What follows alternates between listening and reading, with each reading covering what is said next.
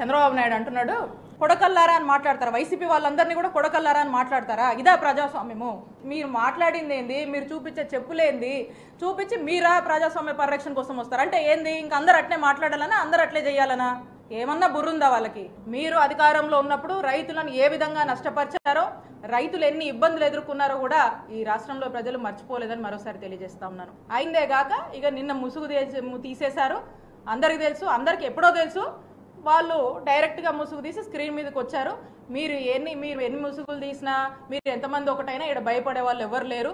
ఎందుకంటే ఇక్కడ జగన్మోహన్ రెడ్డి గారు వైఎస్ఆర్ కాంగ్రెస్ పార్టీది. మీరు ఎంతమంది కలిసి వచ్చినా ఎవరికేం ఇబ్బందులు లేవు. అలాగే ఇక మరోటి ఇక్కడ ఆయన అందరికి కూడా తెలుసు, చంద్రబాబు నాయుడు వ్యవసాయం దండగాని ఏ విధంగా మాటలు మాట్లాడారో అందరికీ తెలుసు. 40 years ఇండస్ట్రీ, 14 సంవత్సరాలు ముఖ్యమంత్రిగా చేశారు. ఆయన వ్యవసాయం దండగా అనే మాట ఈ రాష్ట్రంలో రైతులు ఎవరు మర్చిపోలేరు. మీరు అధికారంలో ఉన్నప్పుడు రైతులను ఏ విధంగా నష్టపరిచారో, రైతులు ఎన్ని ఇబ్బందులు ఎదుర్కొన్నారో కూడా ఈ రాష్ట్రంలో ప్రజలు మర్చిపోలేదని మరోసారి తెలియజేస్తా ఉన్నాను. అలాగే ఒక నానుడు ఉండేది, చంద్రబాబు అలాగే కరువు కవలలని. ఎందుకంటే ఎంతసేపు చంద్రబాబు నాయుడు అధికారంలో ఉన్నంతసేపు కరువే ఈ రాష్ట్ర ప్రజల్ని వెంటాడింది. కరువు వల్ల ఎన్నో ఇబ్బందులు పడ్డారు. ఈ కరువు వల్ల అన్నదాతలందరూ రకరకాల ఇబ్బందులు పడినటువంటి విషయం మనకు తెలుసు. మరి ఈరోజు జగనన్న నాయకత్వంలో సకాలంలో వర్షాలు పడి రైతన్నలందరూ సంతోషంగా ఉన్నారు. ఇక ఆయన వచ్చి ఇక్కడ రైతుల గురించి, రైతుల మీద ప్రేమ గురించి ఇవాళ వచ్చి మాట్లాడిపోతాడు. అలాగే వ్యవసాయానికి సంబంధించి ఒక్క సబ్సిడీలు ఏమాత్రం కూడా ఇవ్వలేదు చంద్రబాబు నాయుడు గారి హయాంలో. అలాగే ఇన్పుట్ సబ్సిడీ అయితే అసలే ఇవ్వలేదు. ఇక ఇవేమి ఇవ్వకుండా సున్నా వడ్డీకి రుణాల సంగతి ఇక గాల్లో దీపమే. అది దేవుడికే తెలియాలి సున్నా వడ్డీ అనే సంగతి. ఇవేమి ఇవ్వకుండా రైతుల మీద ప్రేమ ఉన్నట్టు అధికారం కోల్పోయాక ఆయన వచ్చి ఈరోజు మాట్లాడుతున్నాడు. అలాగే రైతులకు సంబంధించినటువంటి మద్దతు ధర ఇప్పించాలనే కనీస ఆలోచన కూడా ఈరోజు కూడా చంద్రబాబు నాయుడు చేయలేదు. అయితే ఈరోజు మనము ఒక్కసారి కనుక ఆలోచిస్తే ప్రతి ఒక్కరికి కూడా తెలుసు, ఈరోజు రైతుల బాగోగుల కోసం కానీ, రైతులకు ఏదైనా మంచి జరిగిందంటే, రైతుల కోసం ఏమైనా ఈరోజు చేయాలన్నా చేస్తున్నా ఈరోజు రైతుల కోసం మంచి జరుగుతుందంటే ఇది మన గౌరవ ముఖ్యమంత్రి వర్యులు వైఎస్ జగన్మోహన్ రెడ్డి గారి నాయకత్వంలో జగనన్న ప్రభుత్వంలోనే జరుగుతుందని ప్రతి ఒక్క రైతు కూడా ఈరోజు చెప్పే పరిస్థితుల్లో మనం ఉన్నాము. ఇక ఆయన అంటాడు, ఏం మాట్లాడుతున్నాడు ఈరోజు, ఏదో ఉత్తి బటన్ నొక్కితే సరిపోతుందా? ఉత్తుత్తి బటన్ అంట. ఉత్తి బటను, ఆ బటన్ నొక్కడం నిజమో, వచ్చినటువంటి అక్కడ ఒక్కసారి ఎవరెవరికి ఏమేమి వచ్చినాయి చేతులు లేపండి అంటే అక్కడ ఉన్న వాళ్ళందరూ కూడా ఖచ్చితంగా అందులో దాదాపు చాలా మంది చేతులు ఎత్తేవాళ్ళు. అది అడగలేరు కదా. ఉత్తి బటన్ అని మాట్లాడుతున్నారు. ఉత్తి బటన, నిజమైన బటన్ అంటే ఈరోజు ఈ రాష్ట్ర ప్రజలందరూ, సంక్షేమ పథకాలు వచ్చినటువంటి ప్రజలు, లబ్ధిదారులందరూ కూడా చెప్తారు. ఉట్టిగా గాల్లో మాట్లాడడం కరెక్ట్ కాదు. కాబట్టి ఈరోజు వాళ్ళు ఏ రోజన్నా వచ్చి రేపొద్దున వచ్చి మీకు సంక్షేమ పథకాలు పడతం లేదా చేయెత్తండి అంటే వాళ్ళు ఏమన్నా అడగగలుగుతారా ఈ మాట? కానీ ఉత్తుత్తి బట్టను అట్లా ఇట్లా అని చెప్పి ఈరోజు కేవలము దుష్ప్రచారం, కేవలము జగనన్న ప్రభుత్వం చేసే మంచి పనుల మీద బురద జల్లే ఒక వైఖరి కనపడతా ఉంది. అయితే ఇక ఆనాడు వైఎస్ఆర్ గారు రైతే రాజని ఏదైతే అన్నారో, ఈరోజు జగనన్న కూడా ఆనాడు తండ్రి ఏదైతే అన్నాడో తనయుడు కూడా అదే బాటలో రైతే రాజని నమ్మారు. కాబట్టే ఈరోజు రైతన్నలందరూ కూడా మన రాష్ట్రంలో స్వర్ణయుగం నడుస్తుంది. ఎందుకంటే ఈరోజు రైతన్నలందరి కోసం కూడా ప్రతి గ్రామంలో, ప్రతి సచివాలయ పరిధిలో కూడా ఒక రైతు భరోసా కేంద్రాన్ని ఈరోజు ఏర్పాటు చేసి రైతులకు సంబంధించినటువంటి ప్రతి ఒక్కటి, విత్తనాల దగ్గర నుంచి ప్రతి ఒక్కటి కూడా అక్కడే కొనుగోలు చేసి, రైతన్నకు సంబంధించిన ప్రతి ఒక్కటి కూడా కొనుగోలు చేసి మళ్ళీ తిరిగి రైతు పండించేటువంటి పంటను కూడా రైతు భరోసా కేంద్రాల ద్వారానే సేకరించేటువంటి ఒక గొప్ప విప్లవాన్ని తీసుకొచ్చినాయి ఈ రైతు భరోసా కేంద్రాలు. అంటే గ్రామ స్థాయిలోనే రైతులకు ఇంత మంచి జరుగుతుంటే ఈరోజు వాళ్ళు ఓరోలేకపోతా ఉన్నారు. అలాగే రైతు భరోసా అని చెప్పి ఏదైతే ఆనాడు ముఖ్యమంత్రి గారు చెప్పారో, చెప్పిన దానికంటే కూడా ఈరోజు 12,500 ఏదైతే అన్నారో ఈరోజు 13,500 చొప్పున రాష్ట్రంలో రైతు భరోసా అనే ఒక పథకం ద్వారా ఈరోజు రైతన్నలందరినీ కూడా ఆదుకుంటున్నటువంటి ప్రభుత్వం మన జగనన్న ప్రభుత్వం. మరి అలాగే అన్నదాతలందరికీ కూడా ఒక 9 గంటల పాటు ఎలాంటి ఇబ్బంది లేకుండా విద్యుత్ ఇస్తున్నటువంటి ప్రభుత్వము మన జగనన్న ప్రభుత్వం. అలాగే అధిక వర్షాలు, ఏదన్నా ఇబ్బందులు వస్తే, అనుకోకుండా ఏదైనా న్యాచురల్ కెలామిటీస్ వల్ల పంట పొలాలు ఏమన్నా దెబ్బతింటే ఏదన్నా ఇబ్బంది వస్తే కూడా ఈరోజు వెంటనే వెంటనే ఇన్పుట్ సబ్సిడీని ఈరోజు దాదాపు ఒక నెలల వ్యవధిలోనే ఈరోజు ఇన్పుట్ సబ్సిడీని ఇస్తూ ఈరోజు రైతుకు అండగా నిలబడుతున్నటువంటి ప్రభుత్వం జగనన్న ప్రభుత్వం. అలాగే రైతన్నకి ఎక్కడ కావాలంటే ఈరోజు రాష్ట్ర వ్యాప్తంగా కూడా రైతన్నకి ఎక్కడ కావాలన్నా కూడా ఉచిత బోర్లు వేస్తున్నటువంటి ప్రభుత్వం జగనన్న ప్రభుత్వం. అలాగే పంటలకు గిట్టుబాటు ధర ఇస్తున్నటువంటి ప్రభుత్వం జగనన్న ప్రభుత్వం. రైతుకి ఏం కావాలండి? రైతుకి ఏం కావాలి?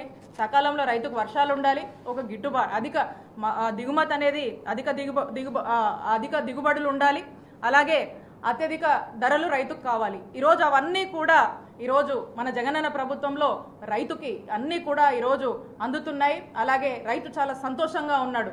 మరి ఇలాంటి ఒక గొప్ప పరిపాలనని ఓర్వలేక జగనన్న పరిపాలనని ఓర్వలేక ఈరోజు చంద్రబాబు నాయుడు ఈ పంట పొలాల పరిశీలన పేరుతో వచ్చి ఈరోజు రాజకీయం చేయటము, అసలు రైతుల గురించా ఆ పంట పొలాల గురించా ఆ పంట పొలాల పరిశీలన పేరుతోనే కానీ అసలు ఖచ్చితంగా ఒక రాజకీయ స్వార్థమే కనపడతా ఉంది. ఎందుకంటే ఇక్కడ ఉన్నాయని ఒక ఆయన ఉన్నాడు అక్కడ. ఆయన ఏమంటాడంటే ఇదంట ఒక సెంటిమెంట్ అంట. ఆయన మాట్లాడుతున్నాడు ఈరోజు, మీ అందరు కూడానే ఉంటారు. ఇది ఒక సెంటిమెంట్ అంట. అప్పుడెప్పుడోనంట చంద్రబాబు నాయుడు ఆయన నాదెండ్ల నుంచి తూబాడు దాకా వస్తే ఏందో సెంటిమెంట్ బాగుందంట, సెంటిమెంట్ బాగా పనిచేసిందంట, మళ్ళీ సెంటిమెంట్ మళ్ళా రిపీట్ చేయాలని చెప్పేసి తీసుకొచ్చారంట.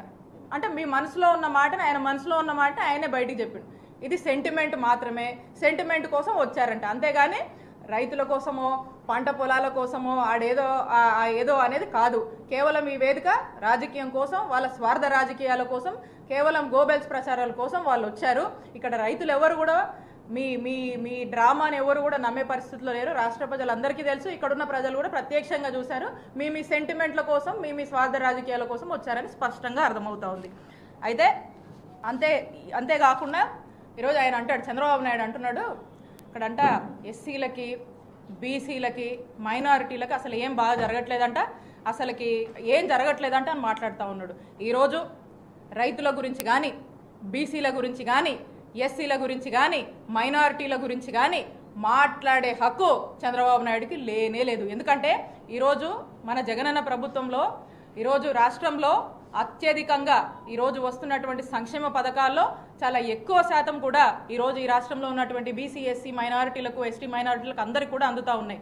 దాదాపు 1,71,000 కోట్ల రూపాయల సంక్షేమాన్ని ఈరోజు ఈ రాష్ట్ర ప్రజలందరూ కూడా జగనన్న ప్రభుత్వంలో అందజేయడం జరుగుతూ ఉంది.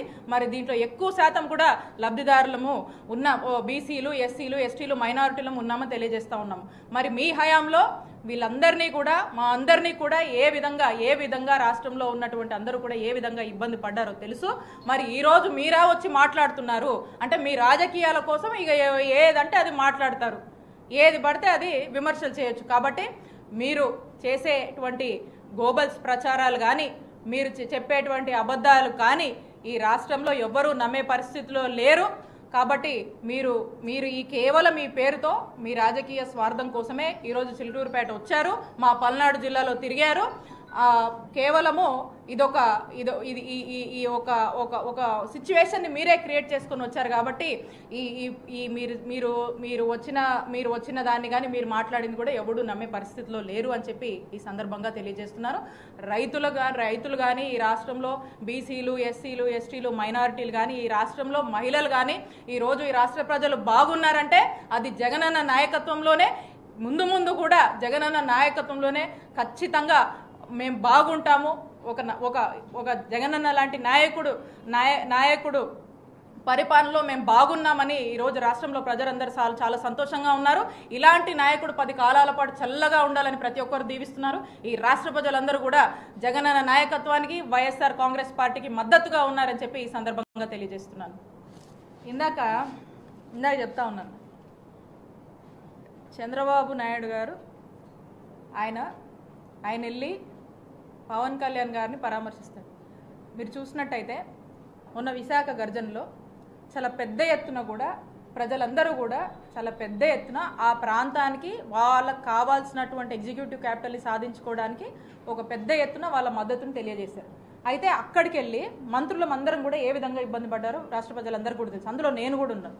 అందులో వాళ్ళు ఎయిర్పోర్ట్ దగ్గర ఏ విధంగా ఆ కారు మీద కర్రలతో ఏ విధంగా దాడి చేశారు, వాళ్ళు ఏది పడితే అది మాట్లాడుతూ వాళ్ళ చేతిలో ఏది ఉంటే అది విసిరుగొట్టి ఇష్టం వచ్చినట్టుగా దాదాపు నేను ఒక 20 నిమిషాలు బ్లాక్ అయ్యాను. అందులో ఏ విధంగా ఇబ్బంది పెట్టారో వాళ్ళందరూ కూడా చూశారు.